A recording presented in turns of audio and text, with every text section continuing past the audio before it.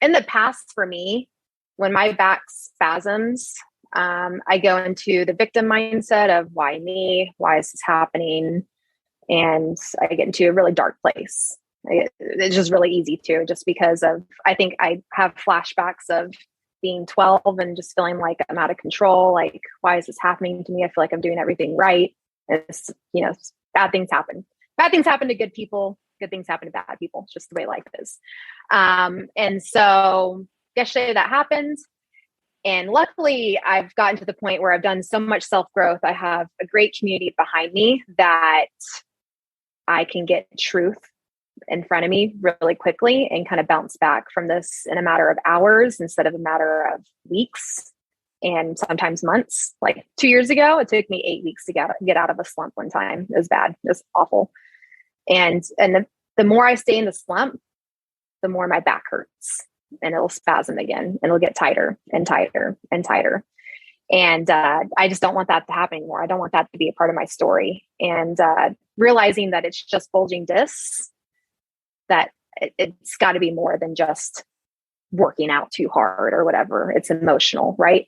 This is the Limitless Athlete Podcast. I'm Tom Foxley, founder of Mindset Rx'd and your host. And I believe the more you train your physical body, the more you have to train your mindset too.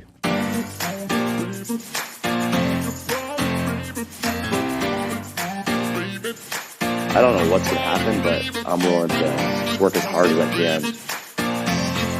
There is no past, there's no future, there's just this moment right here.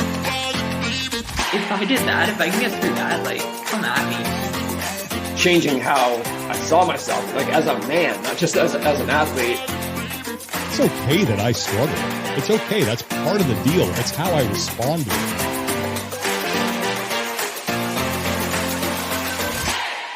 Today on the Limitless Athlete Podcast, you shall be listening to a conversation that I just had with CrossFit Games athlete Bethany Shadburne.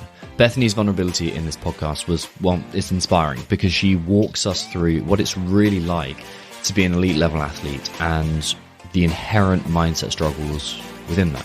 What you'll hear is that a lot of these struggles are the same things that you or I would struggle with and need to train ourselves. Like, it's just the intensity and the lens that differ, whereas the things that are similar are the root causes of this. Like, listen out for what actually causes and created those mindset challenges in the first place.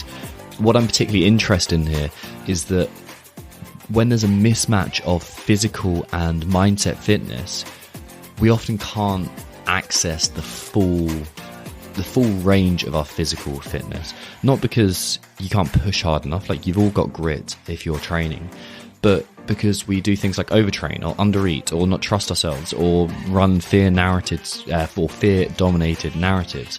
So there's all of these things and they apply to you or I as well. There's a few audio issues in here, so apologies for that. Bethany's audio is a little bit sketchy. My bad. I should have checked it beforehand. So hopefully you can forgive me for that. And alongside this topic of the mismatch between physical and mindset fitness, we're going to touch on how people pleasing can destroy a coaching relationship, the value of good friends who speak the truth, generating confidence, the details of Bethany's mindset training, how fear of getting fat or how the fear of getting fat and not being good enough pushed Bethany towards doing too much and therefore getting injured, and how she overcame that, and a whole lot more besides. Oh, we touch on dogs too, which is always a good podcast. A quick little bit of housekeeping, especially if you are a coach. Over the next 3 weeks, Coach Rachel and I will be releasing a 3-part podcast series on mastering your mindset as a coach, and you will need to subscribe to make sure that you don't miss out. We're going to touch on coach burnout, huge thing. Losing the love of training and coaching, yeah, been there. Getting through the unsociable hours, or the unsociable horse, as I've written down here. The pressure of affiliate owners to make ends meet as we move back to normality after COVID. Generating that proper deep connection, buy-in and trust with your athletes. How your mindset plays a role in your income struggles. Coaching with confidence, self-talk and negativity. And also giving out a few tips on how to coach athletes on their mindset. It's going to be great, and I'm really looking forward to doing this kind of focused, intense podcast series for you guys to go away and start applying now. And finally, a quick shout out to the current Mindset Training Camp athletes. You guys are crushing it, and we're seeing some of the best results we've ever seen. And that is because you are so dedicated, and we are super stoked to have you on board. So thank you. Now let's get on with the show with Bethany Shadburne.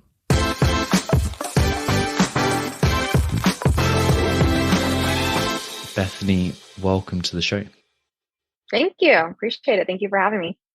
Let's start right at the kind of at the foundation of this. How old were you when you started gymnastics? I was 5 years old when I started gymnastics. Yeah, so pretty young. Yeah, like gymnastics seems to have this incredible physical ability to prime good movement quality, but it has such a mixed review in terms of the mentality you come out with. What are your memories of gymnastics like? I just remember being there all the time. We were pretty highly competitive at a really young age. So I started competing like at 6 or 7, and then started going to school there. So I was there from 7 a.m. to 7 p.m. pretty much every day. So we would do like kind of like CrossFit. We have 2 sessions that we do. So that's why I think CrossFit was like a perfect combo for me. But we would have a session from 7 to 10:30 in the morning that was based on conditioning. And then we would go to school from 10:30 to 3, and then gymnastics again from 3:30 to 7, which was more about the events and hitting each, like the bars, the vault, the floor, and the beams. So yeah, it was a lot. I had fun. I had a lot of fun. Yeah. It sounds fun, but it also sounds like super intense in terms of a lot and like very dedicated towards gymnastics. Was that like some sort of specialist school then?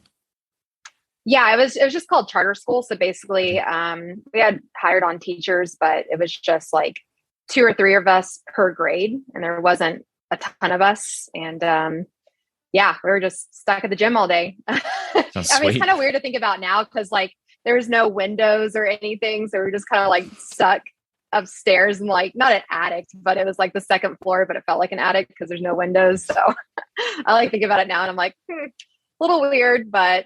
Yeah. And then it was like 36 hours a week. So it was a lot of training. But it definitely made you grow up really quickly, very fast. You just had to be independent. You had to be able to do things on your own and not necessarily rely on another adult to do things for you. I mean, we obviously had each other as athletes, but we're all little kids and we're all just trying to figure out life as it goes and the struggles that come with it, and the aches and pains and getting injured, and just life in itself and just emotions. And you just have to kind of just wing it and figure it out. But I feel like that's, most kids, but you don't really have your parents to rely on when you're gone from 7 a.m. to 7 p.m. every day. Yeah. So you did that from 5 years old to how long? Well, so I started going to school there like when I was 7, and then in and out, but basically I did it till I was 13 or 14 and then injured my back really bad. So, unfortunately had to quit. I feel like that's what kind of happens with gymnasts. It's either you get burnt out, because of all the hours that we're doing, or there's an injury that just takes you out to the point where doctors are like, yeah, you're done. So that was unfortunately, my story. How did you injure your back? It was just a tumbling incident. And I think gymnastics mentality is when you do get hurt, you just kind of push through it. And it's a people pleasing thing. I think it happens a lot. And I mean, it happens in men too, but especially little girls looking up to their coaches, their males, they want to please them. So you just kind of push through things. And that's kind of what happened. I felt it. And during the tumbling incident, and I was like, I'm okay. And like, you're more like flexible back then, and your bones are kind of, you can kind of work through things a little bit easier than you can now. Now I'm like, oh, something hurts, I'm going to stop. But back then it's just like, I'm fine. It's fine. Everything's fine. And then it got to the point where it wasn't fine and I couldn't move at 12 years old. So it was a pretty rough injury, unfortunately. I definitely want to come back to the kind of the people pleasing coaching, because it's something that we work with athletes on the whole time. It's like, it's super common. And especially in that female to male relationship, it's something you see like really, really commonly. But let's talk about that injury just a little bit more. How does that affect you when you're like early teens, 12 years old? It was, I mean, it still affects me now, unfortunately. I think a lot of it is connected to emotions, though. That's kind of what I've realized through just a lot of deep diving and just working on some personal growth, because it's literally nothing crazy. Like, it's a very common injury of just bulging discs in my L4 and L5. Like, nothing ever was fractured, nothing, but there was a lot going on at that time of my life. And I think that's just where I hold my stress. I think some people hold their stress in their neck, in their shoulders, sometimes in their knees if they have bad knees. But my stress was more connected to my back. And at that time, or around that time when that stuff was happening, my parents were actually going through a divorce. So it just kind of magnified a lot of things. And I was like, okay, I can't really control a lot what's going on. I can't do gymnastics, so I can't really work out. My parents are going through a divorce. What can I control? And so it became an eating disorder. And so I think all of that is just like connected and intertwined into my back. And so I have to be really, really mindful now in my late 20s, almost 30, dealing with all the repercussions that I did go through in my teenage years with the back and eating disorders and trying to control things and all of that. It's very crazy. Like, once you start going into depth of what's really going on sometimes with our bodies and how connected our bodies are with our minds. Like, it's really mind blowing. It's really mind blowing. So especially when you're a kid and you're going through that as well, it's kind of, it's your world and you don't really know any different. But then when you get a bit of age and bit of perspective on it, you look back and it's like, actually, that was a lot of shit to deal with. Like, everything that came together there was like the perfect storm, which would create like kind of your body saying, hey, I need some attention, and kind of would feed into eating disorders and things like that. So it's like, it's hardly surprising. That must have been super tough. Yeah, I think it's honestly really common, though. I think a lot of women and men deal with that too. It's just something, I think eating disorders are something that deal with control, and it's a control issue. And like, okay, we can't really control anything else that's going on in our lives. Let's control food intake, And so, yeah, I mean, like, when I had to quit gymnastics, my back was to the point where I literally like couldn't move. And so the doctors were like, and you have to take everything with a grain of salt with what doctors say, but they're just like, you're never going to run again. You're never going to tumble again. You're never going to do gymnastics.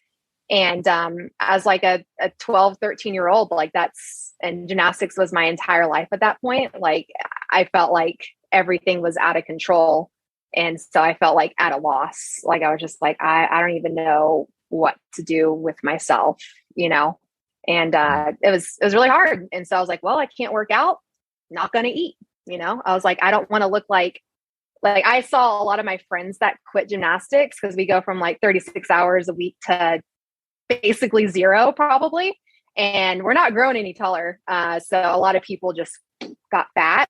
And I looked at them and I was like, I don't want that to be me. I don't want to get fat. And like, that was the only thing that would replayed in my head for some reason. I was like, I don't want to be fat. I don't want to be fat.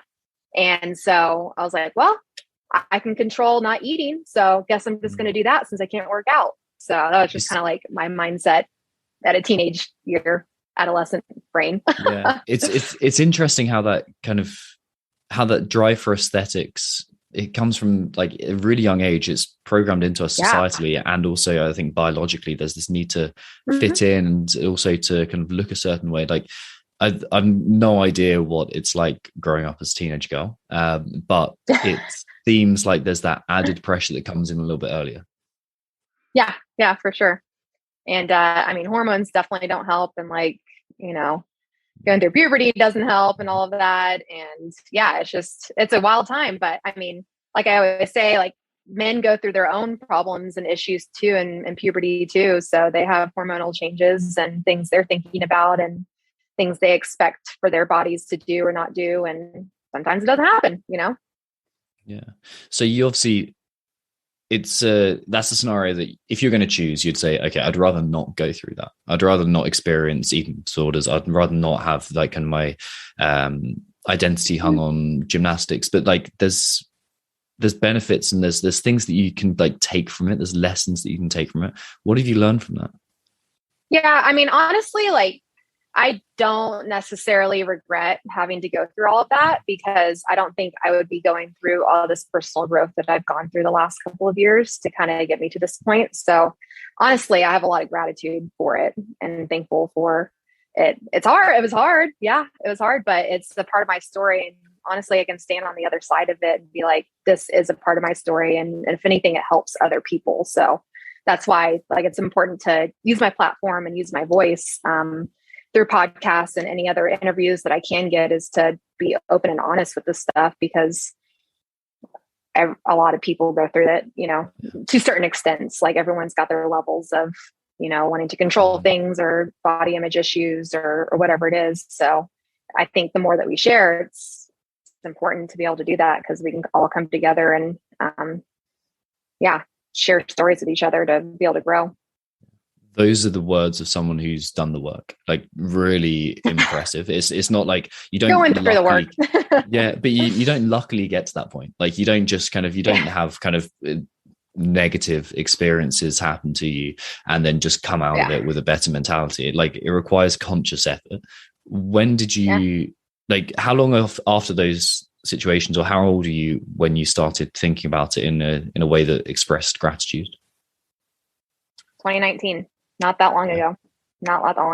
Yeah. What was the switch? I dug myself a deep hole. There's a couple different combos of things. I think it's always it's never really one situation. It's always like a combination of things. But 2019 at the CrossFit Games, I ended up getting 8th that year. And that's been my best place, my finish. And I came out of it and I was like, not happy. Felt really undeserving, felt like I wasn't good enough for that position. And just all these negative thoughts, and didn't really feel like I had anybody to share it with. And I pushed a lot of people away. I dug myself a very deep hole emotionally and physically. And I, through the grace of God, got 8th place, because I was not having a good year that year. It was not a good year. But CrossFit's been always my saving grace since I started it. So it's been something that I can focus on and do.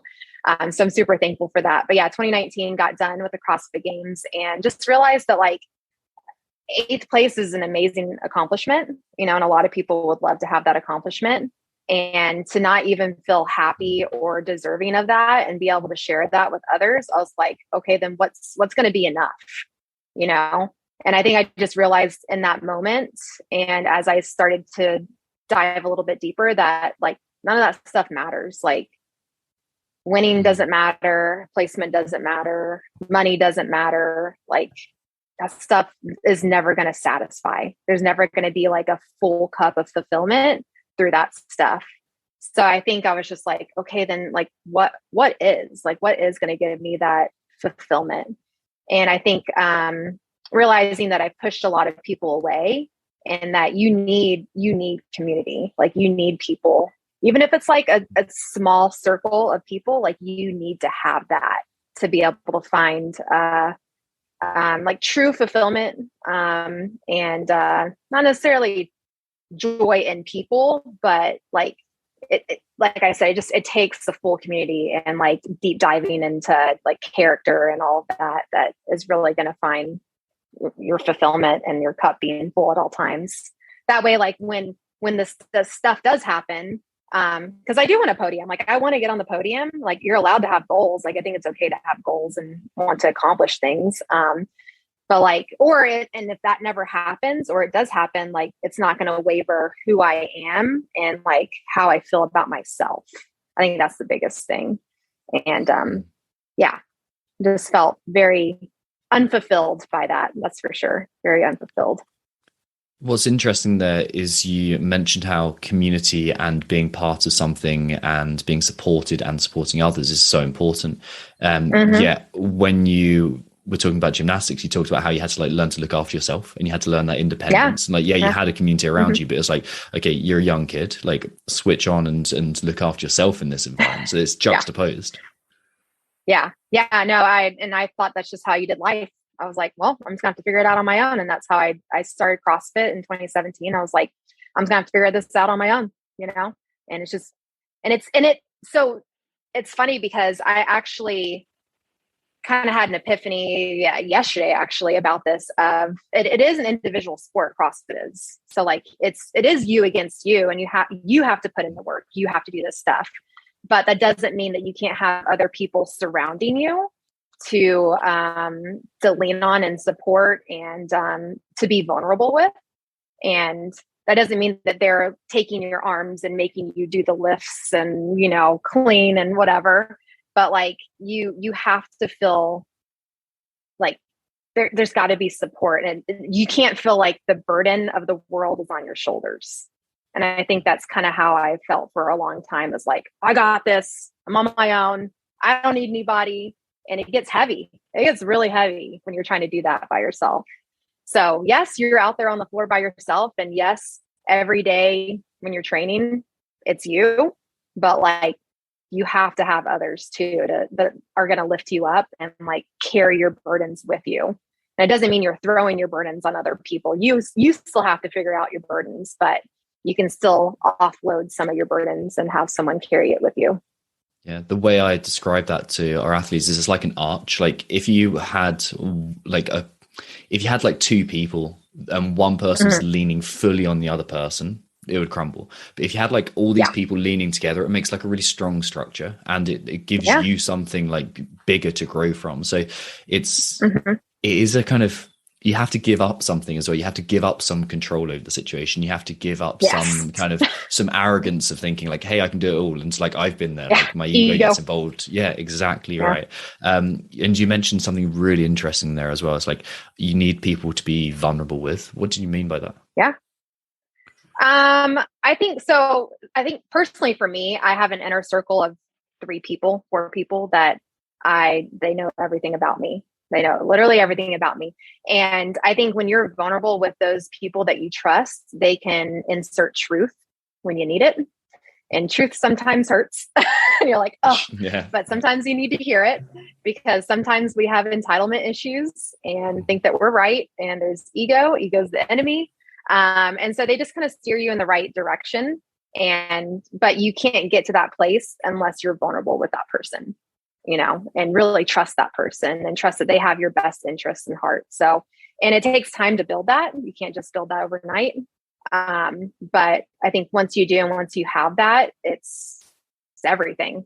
Like you can learn so much from your community, and like just ways of thinking that maybe you're just not thinking, like you have this one thought. Sometimes it's very narrow-minded it's not necessarily on purpose. You're not trying to be egotistical necessarily, but we're humans and we're sinful, and we think certain ways and feel like we should be right all the time, but sometimes that's just not the case.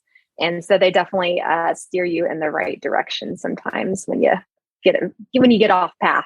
So that truth is so hard to uncover yourself when you're kind of picking away at it, and you can do all the journaling you want. You can like kind of do all the work on yourself. You can do all the meditation you want to focus on your own narratives, but it's hard to do by yourself without a kind of an outside force reflecting it back at you. Yeah. When's been and you can skip this question if you want. When's been a time when that truth has really kind of not been what one part of you wanted to hear, but what you needed to hear? I guess I'll share what happened yesterday. I don't know if I'll have to edit this out, but I'll say it anyways. So a big indicator for me with my back is when my back starts hurting or it spasms or I have a problem with it, it's showing me, it's an indicator that I'm trying to control something in the world I'm trying to control, whether it's something in the gym, something outside of the gym, personal, whatever. And I actually had my back spasm yesterday.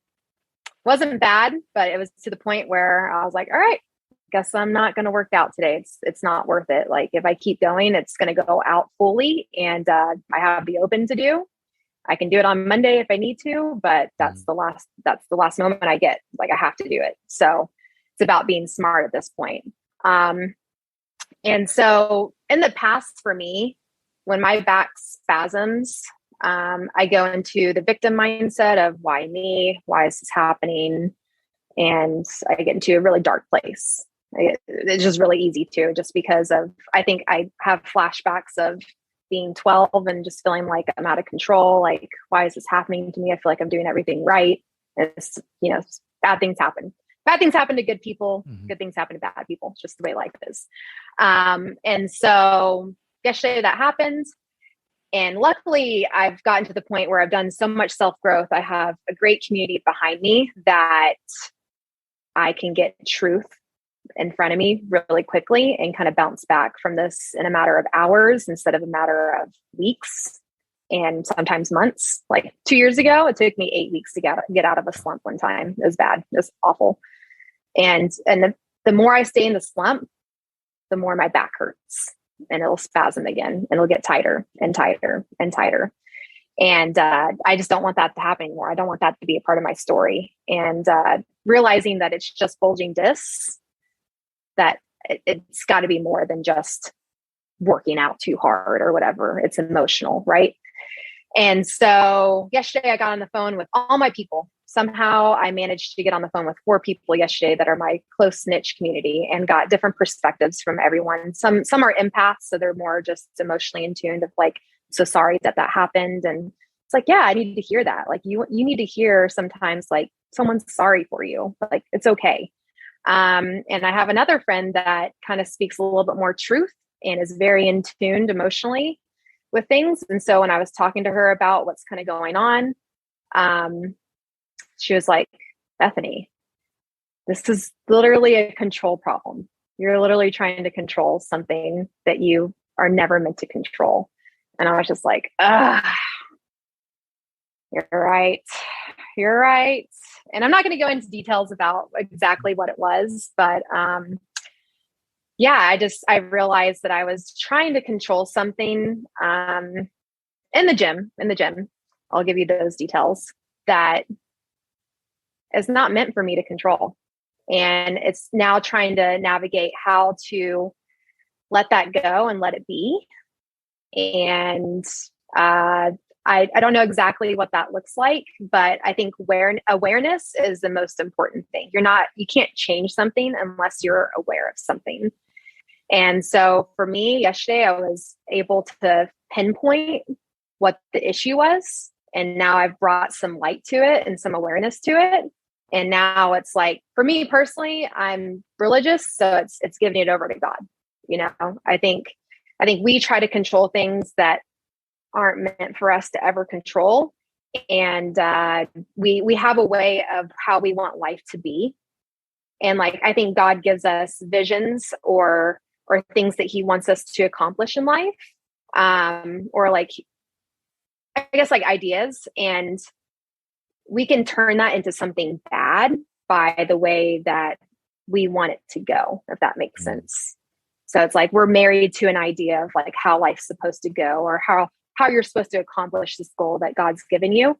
And I think that's what I was trying to do, is like, okay, X, Y, Z. And it's just not, sometimes it's messy. It's messy, super messy. And I think just taking your hands off for a second and not trying to be a backseat driver, and allowing God, personally for me, allowing God to just control it instead of me, and just letting him do his work was important for me to realize that. And it's like, I know that, but sometimes like friends bring that truth to you. So I had like a great epiphany yesterday, was able to kind of get to the point really quickly instead of this lingering woe is me thing and shutting down and staying in my dark cave for weeks or days on end, and allowing myself to still have a moment of crying and victimization, because I think that's okay. But not allowing it to linger, because that's where, like, if I let it linger, especially now at this time in the season, like, it's not going to be good, so anyways, that's a long, sorry, I was long-winded, but oh, that's great. Like, there's a lot. Thank you so much for sharing that. Like, firstly, you've got some great friends around you. Like, you've done a really good job of getting them around you. Yes. Secondly, like hearing you go through the work as well, being like, okay, I was aware of my emotions. I was aware of my thoughts. Like, I knew I was in this scenario, but like still going for that reflective idea of like having that back to you is like, again, it's time somebody's done the work. It takes practice to get to that point. You're not born being able to manage your emotional states and your narratives that easily. And then like that, it's like literally an everyday battle. of course it is. Yeah, of course it is. And like athletes are no exception to that. In fact, there's probably more intensity because of what you're doing to your body as well, and the effect that has on your nervous system and therefore your thoughts. Like, it's hard. It's really, really hard. And like that ability to, I suppose the word here is faith, especially bringing up religion. Like there's faith that there's something deeper than you kind of at work here. I'm not religious, but I see there's so much value in saying, hey, there's something bigger than I am. Like, there's something bigger than me personally at work here. Even if you're coming at it from a completely atheistic point of view of saying, hey, there's other people around and they've got their own opinions and there's an external environment, but taking your hand off the tiller and just going, hey, this is going to take me wherever I go. And there's only so many things that you can control. And your thoughts and your emotions are basically them. So start there. Yeah, exactly. Yeah. And I think it's easy to like put pressure on myself as an athlete. Like you were saying, I think, everyone's got their pressures and stuff, but personally, experience from being an athlete, it's easy to put all these crazy expectations and burdens on myself, and especially when there's injuries in my back and stuff, and just feeling like I'm inadequate and I'm not going to be ready. I'm not fit enough.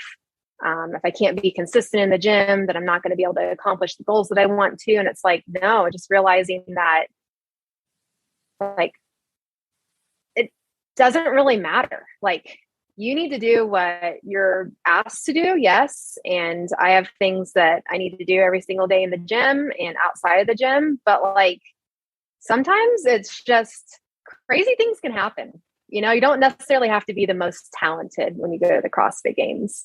Like, you have to there's so many variables when you go to the CrossFit Games. Are you sleeping enough? Are you fueling enough? Is your body intaking the fuel correctly?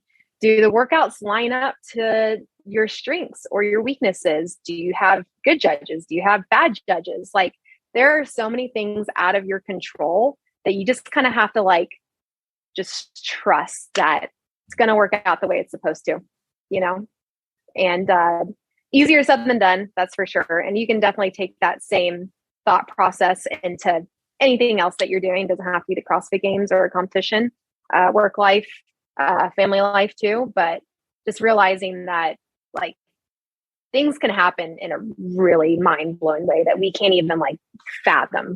And I think just having that type of faith sometimes it's important to have, but that doesn't mean that you're just like, all right, I'm just gonna let it just be. Like, you have to do the work. You still have to do the work every single time.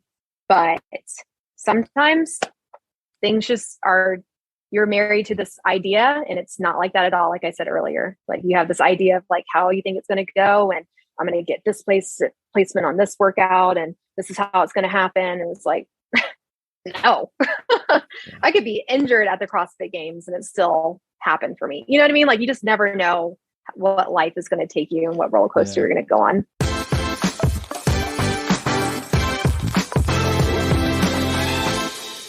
A quick side note for you. If you're a coach and you find yourself struggling with coaches burnout, losing the love of training and coaching, being stuck in your career, getting buy-in from your athletes or lack thereof, or simply knowing that you're struggling with your mindset and you'd like some assistance in growing it and training it, then subscribe to the show, because next week we are beginning a 3-part series on how to master your mindset, how to start training your mindset as a coach. And we're also going to be delivering some tips on how to coach athletes in their mindset. This is something I know a lot of you want to work on. So subscribe to the show. But for now, let's get back to the podcast.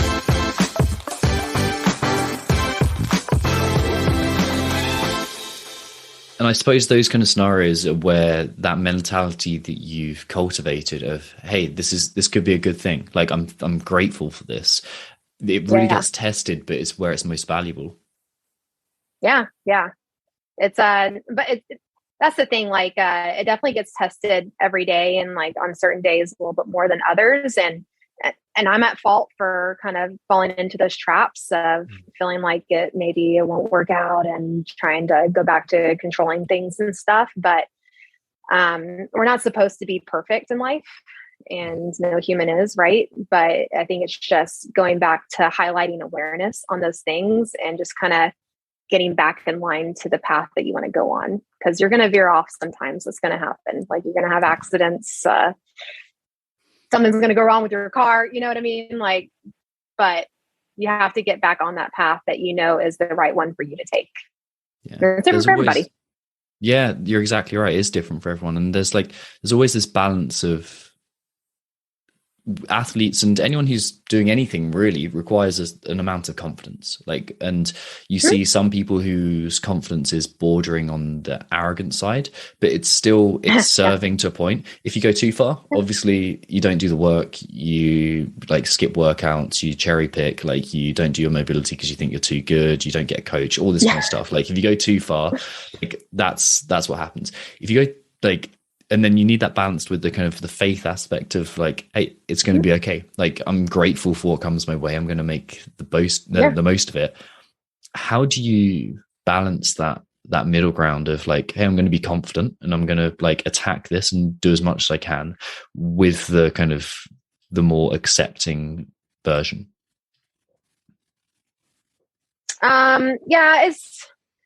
It's a hard one. Like I said, I think it's an everyday battle, and you just have to choose to know that confidently inside you're doing the things that you're assigned to do. And I think we have personal assignments, daily ones, whether it's something really simple like holding a door open for somebody, or giving somebody a compliment, taking a piece of trash off the ground. Like I think there's just like little things that we're supposed to be obedient to.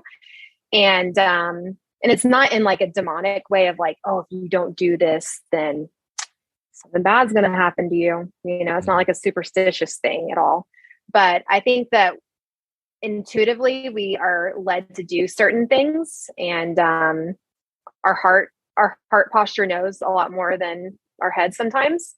And it's kind of just being in tune with your heart and what it's asking you to do. And I think that kind of is where the middle ground lies, and the confidence lies of, okay, there's certain things that I'm personally assigned to do for the day, and just building your confidence within that, if that makes sense. I don't know if that really answered the question, but if you want to re-ask me the question, you can. No, it's all good. Like when I'm talking about mindset, I break it down to 3 areas: the physical, so like what you're doing to regulate your nervous system, essentially.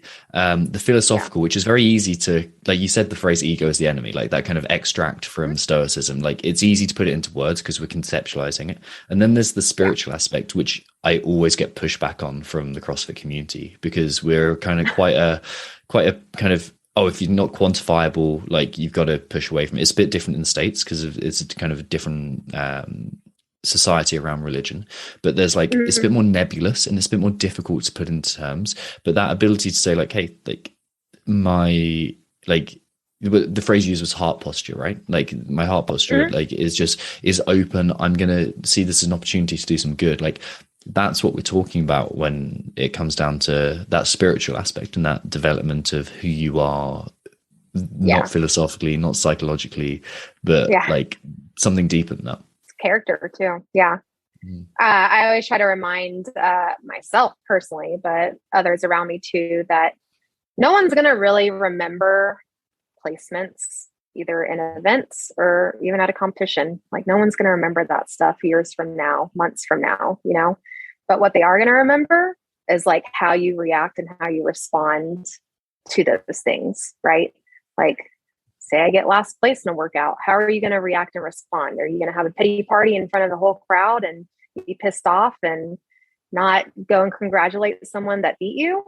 or are you going to take the time and go congratulate someone that was better than you at that moment, you know? And I think people will always remember that stuff. So it's always been important for me to do that, and to always have that posture.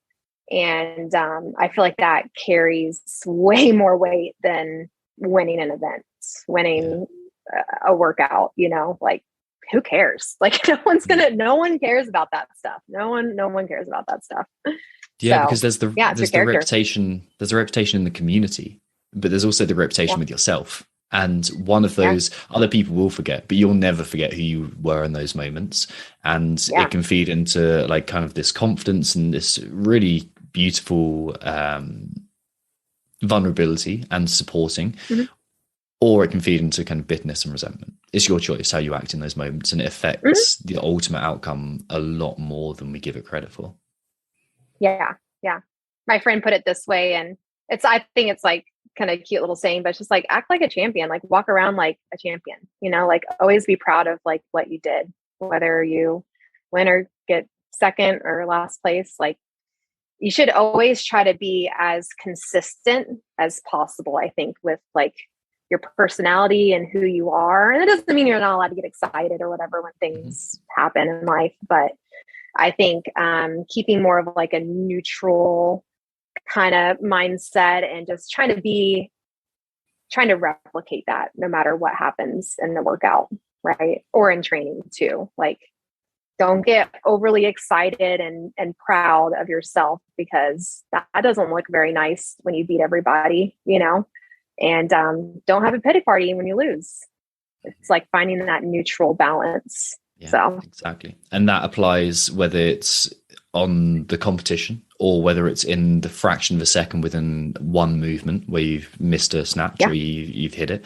It applies with the whole career that you have. It applies to your relationships, your work, like your family life, like whatever it is. Like it's that kind of, okay, things didn't go as planned. How am I going to act in response to that? Yeah, exactly. Where did bodybuilding come into things? I started bodybuilding when I was 18. So it was like 18 to 20. It didn't last very long. It was still a part of my like, the only reason I decided to do bodybuilding is because I was going through a lot of body image issues and a lot of eating disorders. And I was like, oh, this is a way for me to look really fit. And not knowing really anything about it or diving into it. And then after doing it, even after my first one, I was like, what you look like on stage for 5 seconds literally lasts for 5 seconds. That's it. And then you're judged off of, you know, I think that's the biggest difference between CrossFit and bodybuilding, is you're either judged off of your appearance or your performance.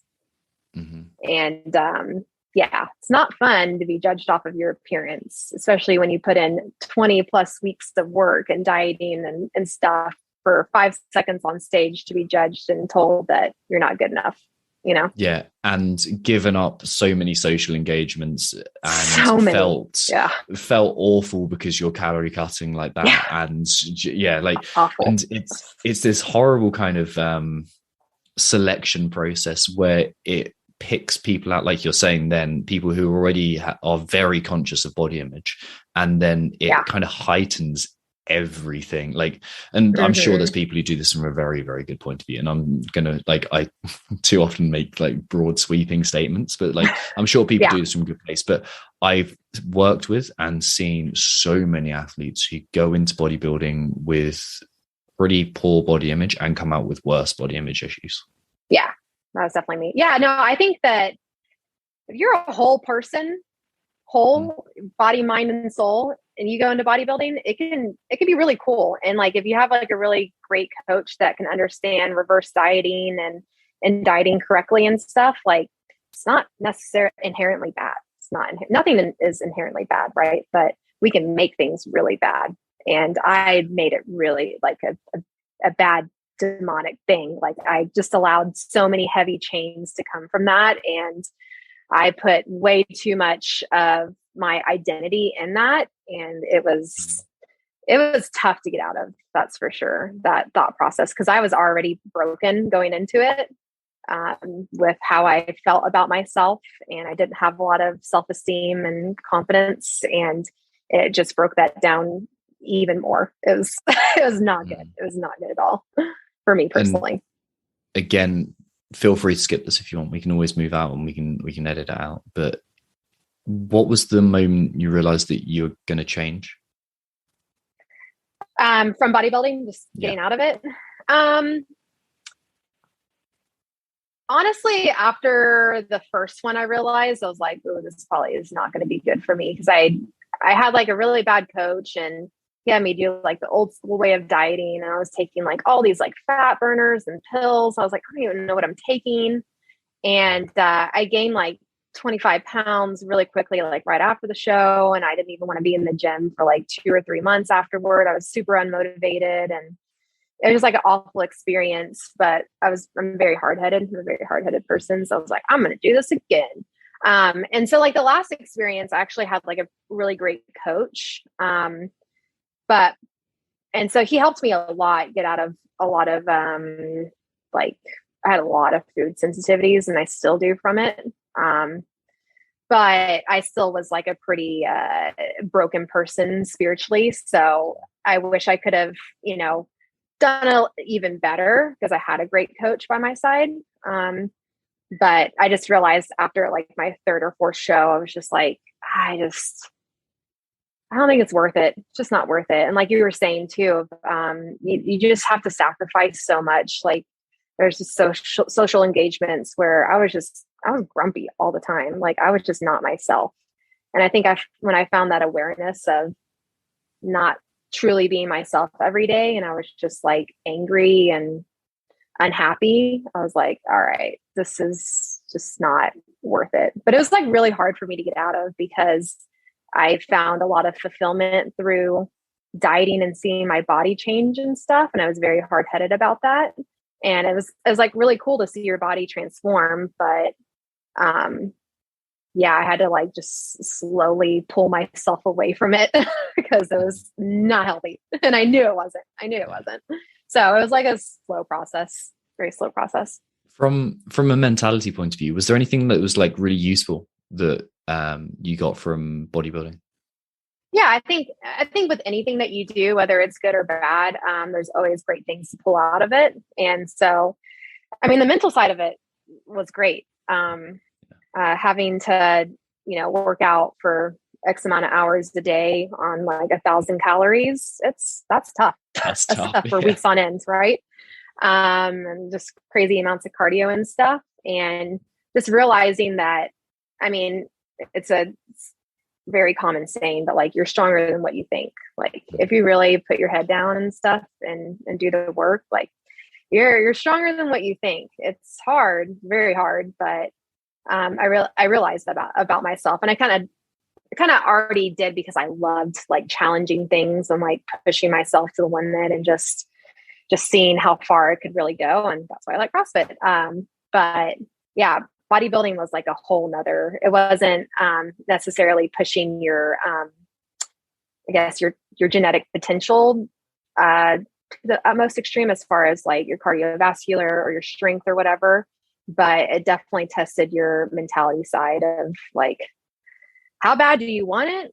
And how long are you willing to suffer for? And it was just a suffer fest for weeks on end. So, but it definitely didn't bring out the best side of me. So, but yeah, it definitely was a good like mental challenge. So I can definitely carry that into like harder workouts and longer workouts in CrossFit of like, I've done X, Y, and Z, so I can definitely do this, Yeah, okay, so I thought I might be putting 2 and 2 together and getting 5 there, but do you reckon that's got a direct carryover into why you've got a reputation as someone who just crushes longer workouts? Yeah, I would say so. I think like before bodybuilding, or even in gymnastics, honestly, I look back sometimes in gymnastics and I was like, I just really love the conditioning part of it. I love the events, don't get me wrong, but I love the morning sessions where we had to run for 45 minutes straight and the other conditioning things for, 2.5 hours every morning. And I just found like a lot of fulfillment with that for some reason. And I think it comes from my background with my dad. My dad was just really into working out and like pushing himself to the limits. And so like we were just the Shadburnes are very extreme people, whether it's in working out or whatever we decide to do. And I definitely carried that I did long distance running. A couple years after my back injury, initial one, because that was the only thing that didn't hurt my back, which did not make sense.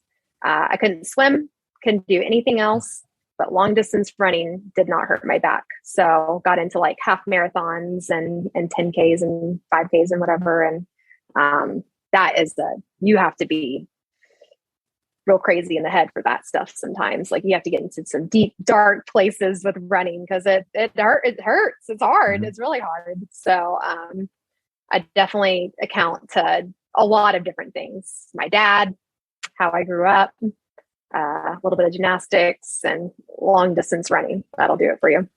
Are there any memories of your dad that explain like who he was and how he, go on.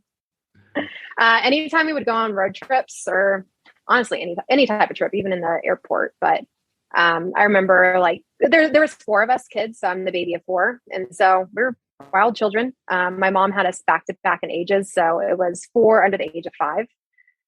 So it was a lot. It was a lot.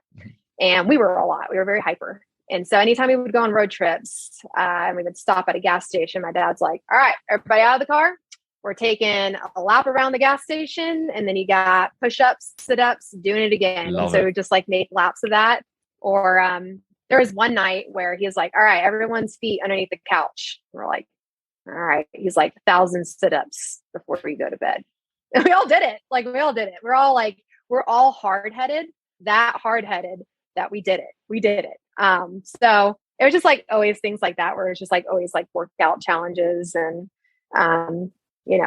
hiking up a mountain in Colorado. And I think me and my brother were like 11 and 9.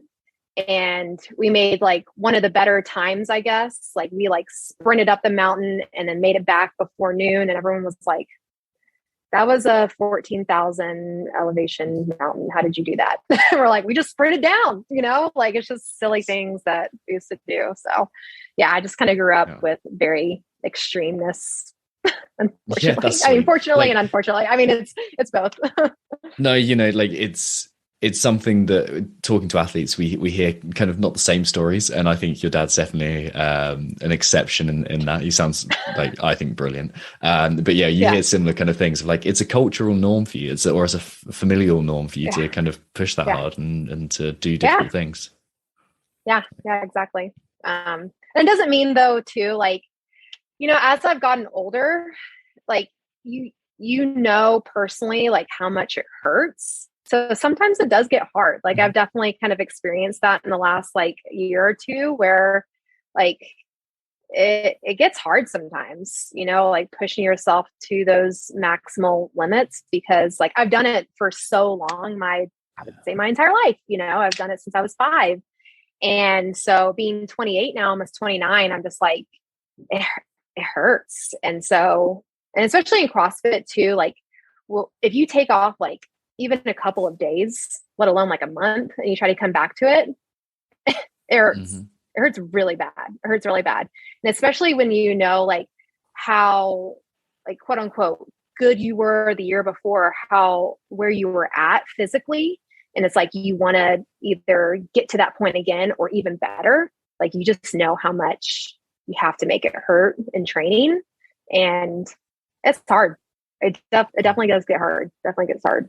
What keeps you going in those times? It's funny because I think I used a bad fuel for a very long time of, it's really bad to say this, but it's when I started in 2017. It was a really bad time in my life. I was 23. I was actually going through a divorce, and I used to party a lot. I used to drink a lot. And so that was kind of like it was like a reward system of like going really hard or doing an event or a competition. I was like, yeah, I get to drink afterward, And as I've gotten older, that's not something that fulfills me anymore. I don't want to do that. It hurts. And I've actually been kind of going through a process of like trying to figure out like more good fuel sources, if that makes sense.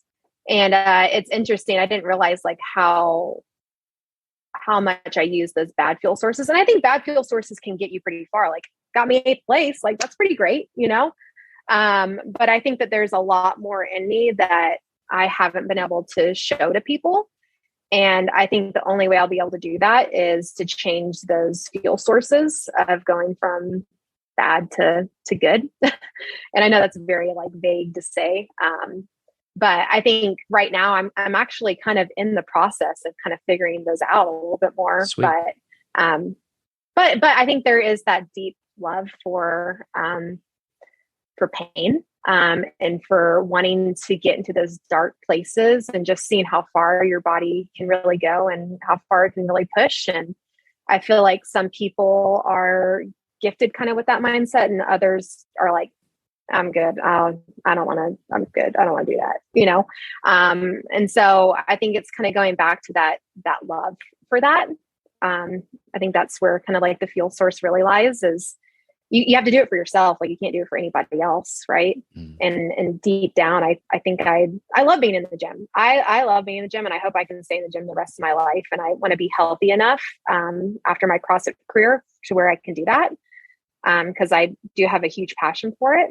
And a huge passion is just like getting into those dark places. They hurt, but they're fun. They're fun when you get to the other side of it. Yeah. It's a cool accomplishment.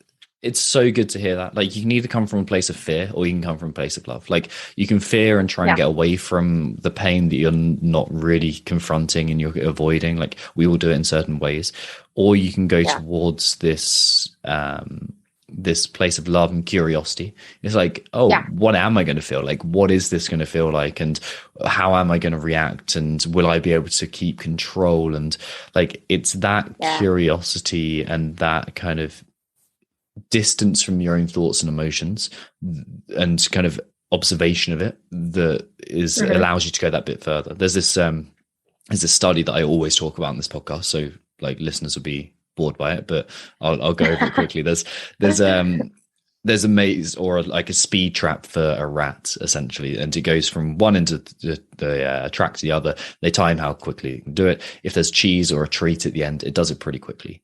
But when there's a smell of a cat at the other side and the cheese or the treat, it does it way more quickly because there's that combination of fear and and love. And I think it's useful to have that. Hey, I don't want to become this type of person. I know I want to get away from this, because that gives you enough kind of fire when it gets tough, like when it gets really tough and you don't want to do it. You can like, hey, actually behind me is a really ugly image that I don't want to get to, and it's an ugly version of myself that I'm just like, I'm not into. But in front of me, there's this kind of, there's the love version, there's the excitement, there's the joy, there's the curiosity, and it's finding that. It sounds like you've been doing some good work around that. Yeah. I think it goes back to like having a true passion for it too. I think passion can take you a lot farther than really anything else. And so passion is going to get you through those hard days where sometimes you don't want to do it. Sometimes you're tired, sometimes you're exhausted, and just remembering your love for it can carry you a long way. So, yeah. You've mentioned previously about a journaling practice. Like everyone has different journaling practices. We have a methodology and a system for it, and other people have different methodologies and systems. But like, what does your journaling practice look like? It's kind of transformed over the years. But like it used to be where I would do like a huge grateful portion where it's like either write down, 3 to 5 things that I'm really grateful for. And I still do that. But sometimes they get very long-winded. So it's like pages upon pages. But like sometimes too, like when I initially started it, it was just like air, water, food, because like when you start doing that, you're just like, oh, you know what I am grateful for or thankful for. And there's always things to be thankful and grateful for. But I think as my practice has transformed, there has been some things that have stayed the same and things that have transformed, but I'm really big into like a devotion. And so I always pick a devotion. It could be like a 30-day devotion, 60 or 100 days. I'm doing one that's 100 days right now. And it always has like a Bible verse, and I dive a little bit deeper into the Bible, and I have like footnotes on it because the Bible can be very confusing, and the stories in there are like, they kind of go over my head sometimes. So it's good to have like footnotes of like what you're really reading and understanding it. And sometimes you get more from like it gives you a Bible verse, but sometimes that Bible verse doesn't really speak to you. So sometimes in the full chapter, you get something more out of it, if that makes sense, than just the Bible verse alone. And so I'll write down like bullet points on that and just try to make it make sense in my mind. And I'm a very like tactile, yes, learner. And so I have to like do and write, and I definitely learn better that way. So yeah, there's a lot of like bullet points, and then going through the devotion, and then either before or after, I'll kind of reflect on just kind of how I'm feeling. Either like, usually it's trying to be as grateful as possible for the things that I do have. Cause like I said, there's always things to be grateful for. Even when you're going through a bit of a storm or something hard. And just being thankful for little things. So important for that. I think that's where you kind of like, for me personally, that's where I see God is in little things. And like, even little things like this is something like probably doesn't really matter to anybody else, but I've always been like, I've always had a really hard time sleeping.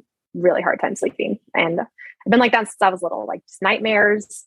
And I just gotten to the point where I'm like, I always have to take sleep aids, whether it's like melatonin or CBD or whatever else I can find to help me sleep and just turn off my mind. And actually this year, right after Wadapalooza, I've gotten to the point where I don't have to like use anything for some reason. So it's just like those little things were just like, is literally a miracle, because I never thought that I would be in this place where I wouldn't have to take something to go to bed. So it's just like those little things to be grateful for, because there's always those things amongst a back spasm or whatever else is going on in your life, you know? But yeah, so it could be very long-winded. It could be like 8-9 pages long, where I'm just kind of writing out my feelings of things I'm thankful for and things that I'm going through and hardships, and just kind of reflecting on things. And then it could be super short. It could be like just a page or two where, you know, doing more towards the devotion and kind of deep thoughts on that and stuff and bullet points. So sounds like you're doing 3 things really. Like when I'm listening to that as a mindset coach, I'm hearing kind of 3 separate activities in there. There's one which is like you're streaming your subconscious out and kind of like whatever's going on, and kind of just like kind of getting your thinking in ink. Like you're getting it out, you're seeing it. There's something outside where it's all nebulous and swirling around your head, and like that's super useful to do, because it's like, hey, that's my mindset on that. I can see it and I can see what's going on. Then you are aligning yourself to something higher. So it's like a better version of you. We call this direction review, and like we put together like the character traits that you're aiming at and the ways you can do that.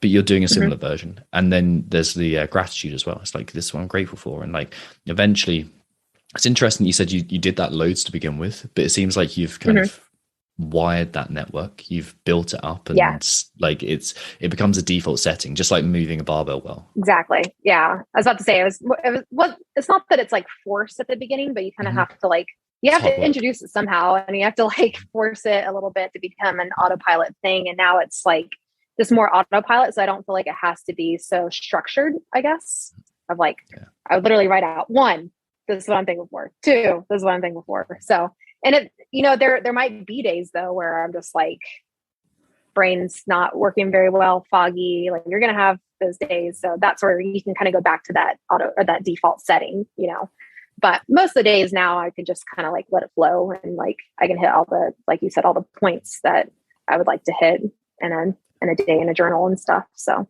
yeah, I think it's been the best thing I've ever done. Really. It really has been.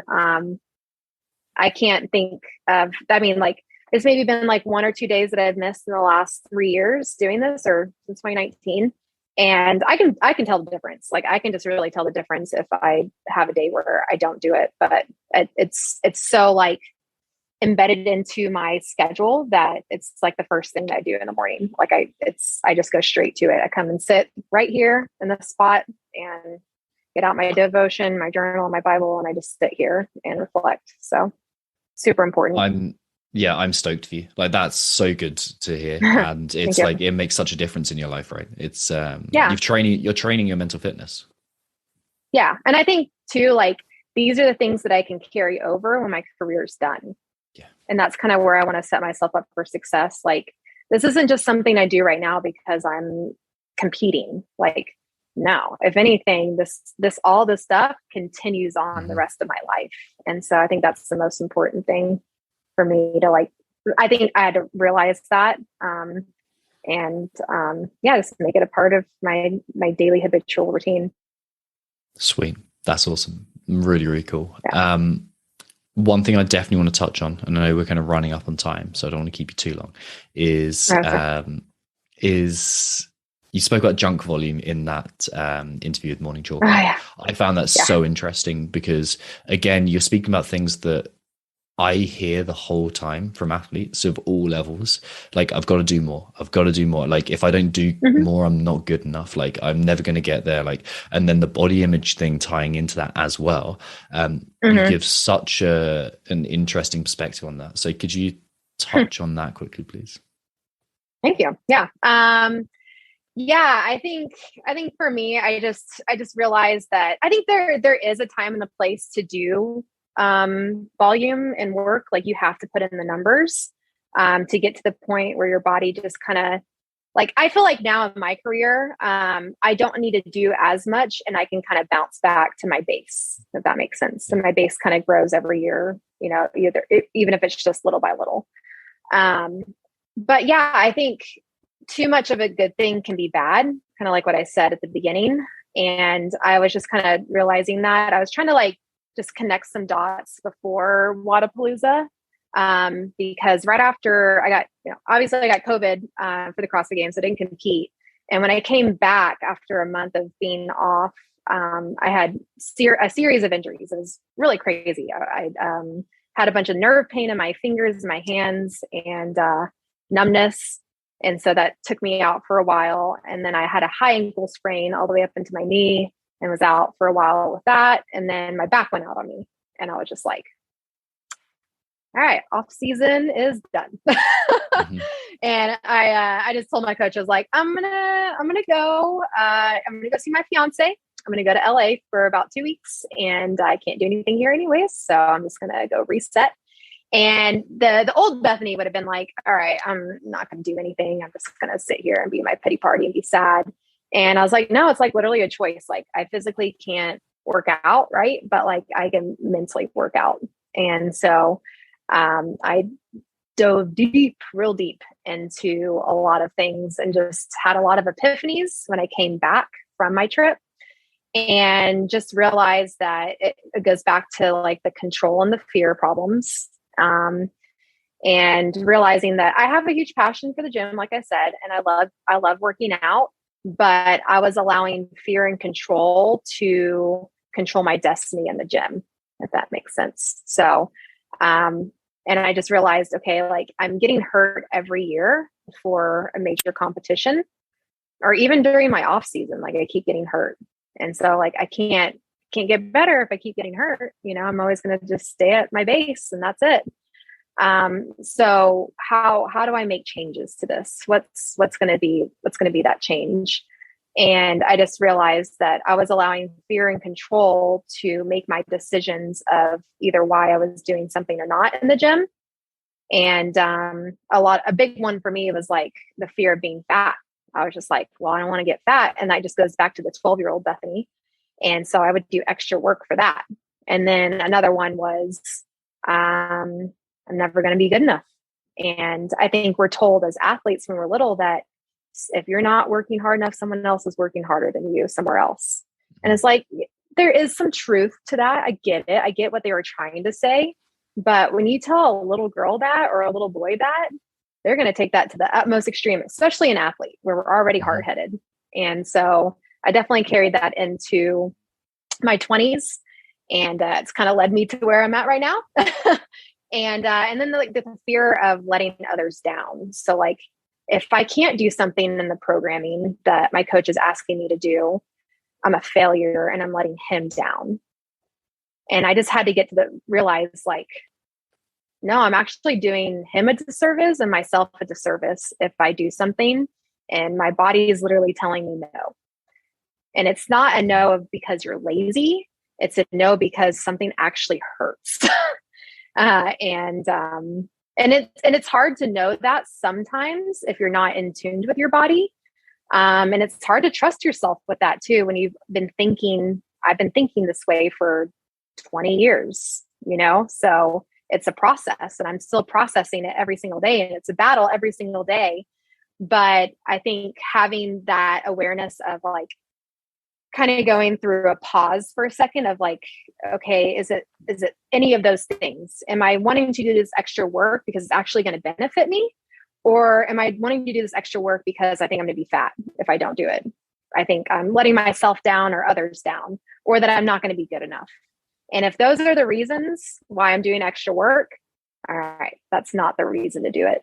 It's hard though. It's really hard when you have that mindset. Absolutely that is. thinking. It 100% is. And like the mental shortcut that kids often make in this scenario, when you're kind of presented with, oh, there's someone out there working hard on you, essentially, is that, oh, if I don't do that, I'm not deserving of love. And like that kind of gets shortcutted and that becomes the default setting. And like it gets so deeply bedded down into who we believe we are that it's hard work pulling out. And you've obviously like pulled out those beliefs. You're like, okay, you're talking about the like fear and the fear of being fat essentially, and the and the fear of letting your coach down and stuff. Like those are the beliefs, the stories, the narratives around it.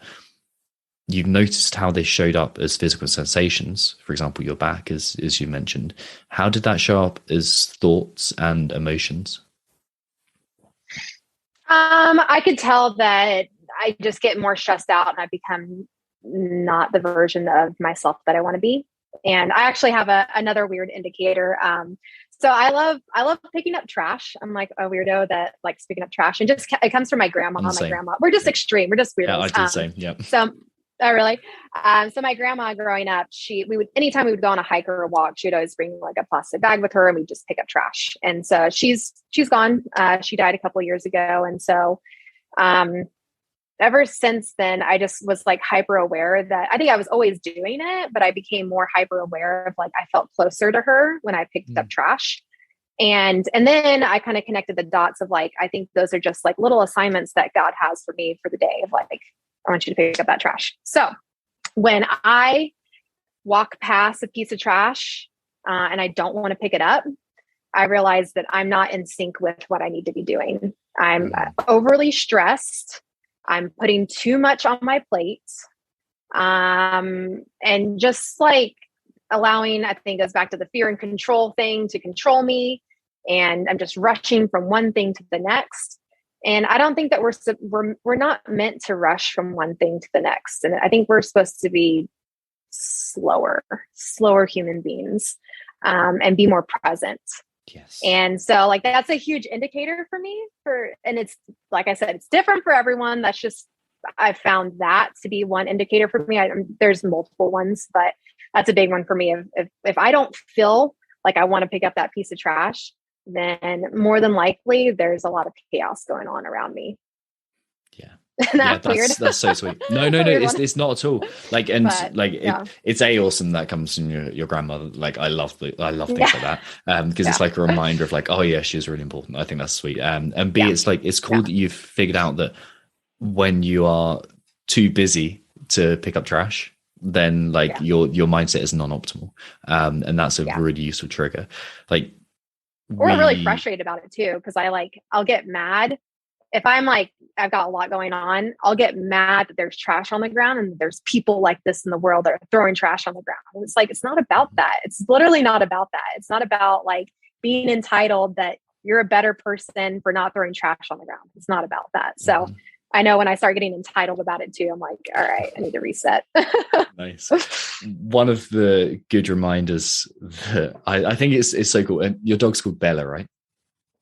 Yeah. Yeah. Like, I think dogs are the best. Right here. Yes. Oh, the best hound.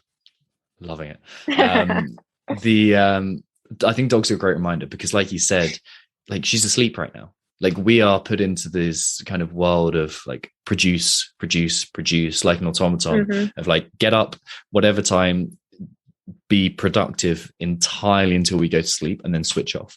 Like taking time to deload, especially as an athlete, is quite a difficult thing when CrossFit is often described as like all these plates spinning. And it's like, okay, and it's not just the physical movements. It's like, I should be recovering better. I should be nailing my nutrition. And I should be deloading properly. Like how do you actually take time to deload, to de-stress? I think taking time for myself in the morning is a really important thing. And I think also though, it's okay if that time in the morning is at a different time. And I think I'm a very structured person. So I'm like, it has to be in the morning at this time and blah, blah, blah, blah, blah.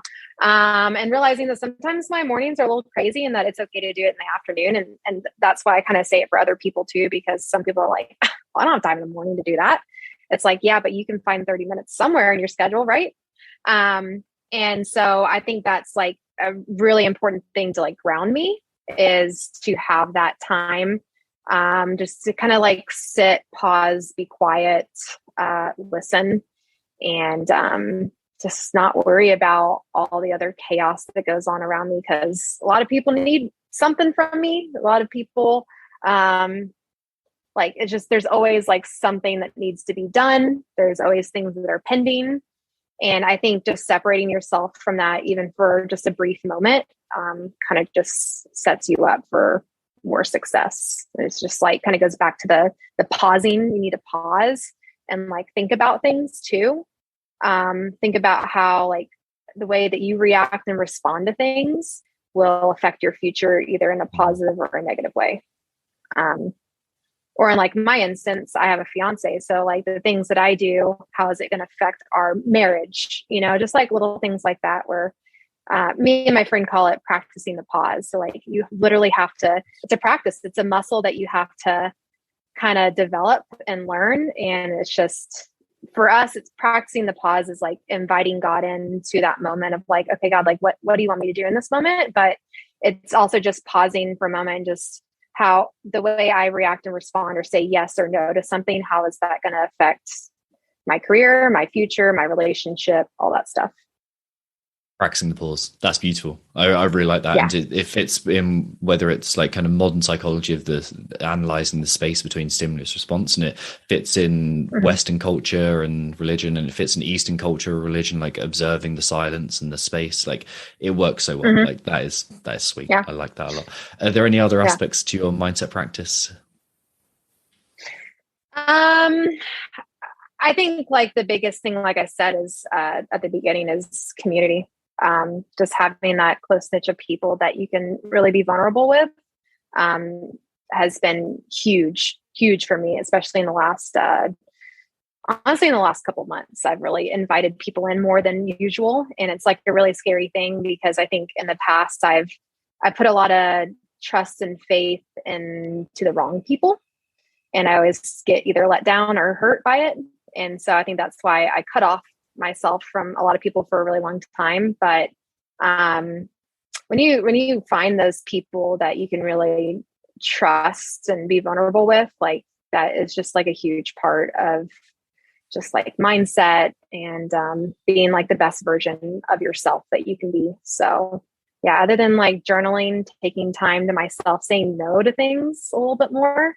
You don't have to say yes to everything, because I think when we say yes to everything, it's a people pleasing thing.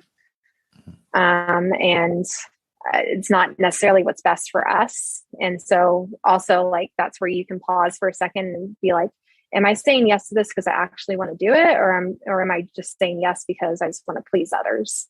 And that'll always leave you miserable. That's for sure. It'll always leave you miserable if you always just say yes to everything to people please. So it's a hard one for me. It's a really hard one for me, but yeah. I've gotten better at that. Like I personally learned people pleasing. I've never had this bit before where I might have to cut something out that I say. I personally learned this people pleasing strategy as a way to keep adults happy when I was a kid, or to stop them being like overly emotional. And I thought that was like, I learned that it's a pretty clever thing you do as a kid to go, okay, I'm going to develop this thing and I'm going to do whatever I think they want, and I'm going to intuit what they want in order to keep the situation stable. And then that becomes something that it becomes something you practice, right? And it becomes something you get good at. Yeah. And I think the biggest thing is like realizing that no matter what choices that you make, like you're never going to appease everyone and make everyone happy. So why don't you just start with, and I don't say this in a selfish way, but why don't you just start with yourself? You know, I think it's an important part to like just not do things for other people for their approval, you know, because if you're just doing that, that's not good. That's not good at all. So, and I think as athletes do that. I definitely did that just through, like we kind of talked about at the beginning, like gymnastics and just wanting the approval of my coach. And I think people with daddy issues, like we just want to get the approval of our, you know, male figures, or, you know, boys with mom issues. We just want to get the approval of women, you know, it goes both ways. And just realizing that there's no like fulfillment in that and satisfaction in that. So it's like kind of getting to the bottom of things and realizing why you're doing things and saying yes to things or no to things. So you're watching yourself on a kind of on a pretty consistent basis, thinking, hey, am I doing this for myself? Am I doing it for someone else?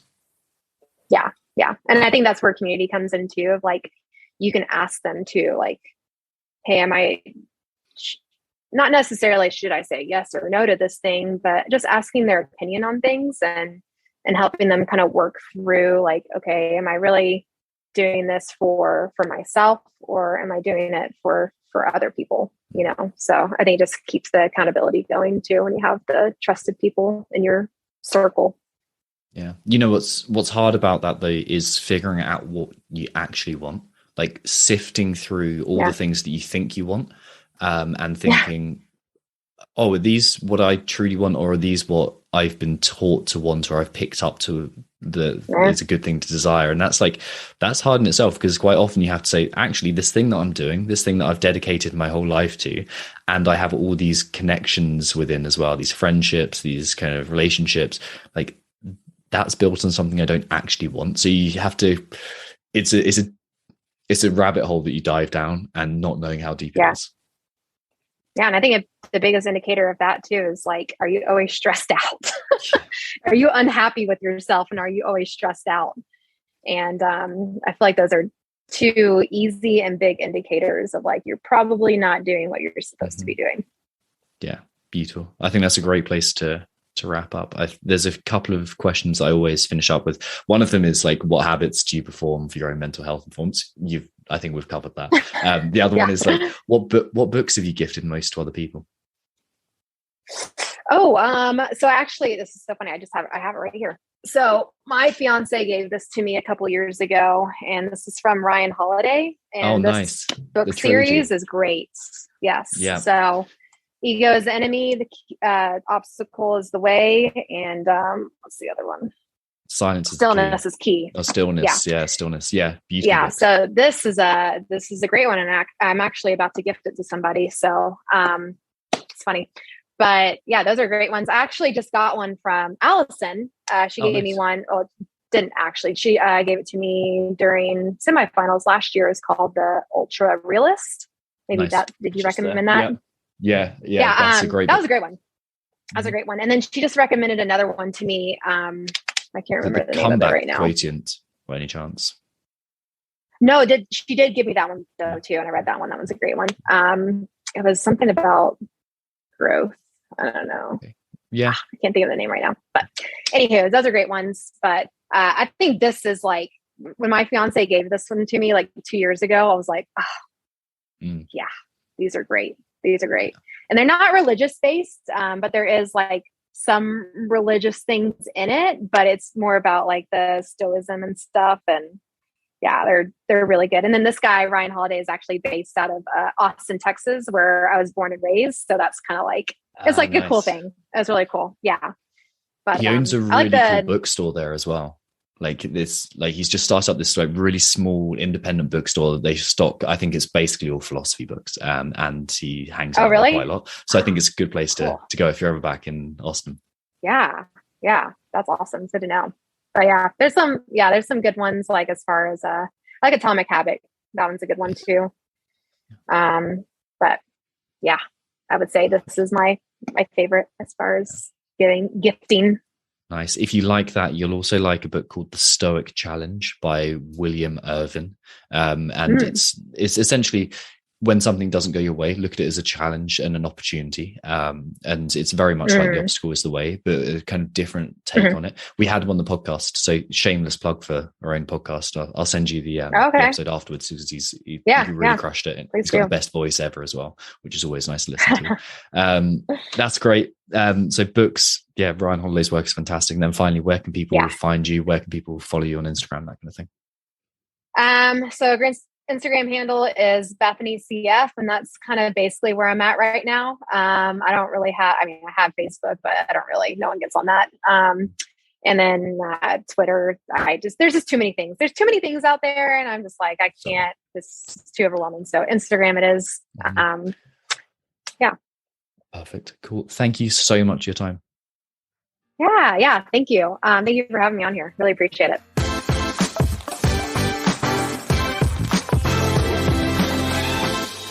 Thank you for listening to the Limitless Athlete podcast. I think we can all agree that was a great chat with the wonderful Bethany Shadburne.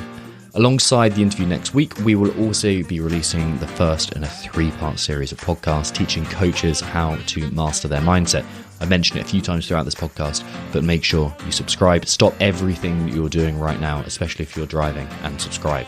If you're a coach who knows you want to work on your mindset, or you just aren't really where you want to be in your coaching career, this is the podcast series for you. And we'll also be dropping in some hints of how to train athletes as well. So like I said, make sure you stop everything that you're doing, no matter how important it is, and subscribe. And I'll see you next week, or you'll hear me next week, for another episode of the Limitless Athlete podcast.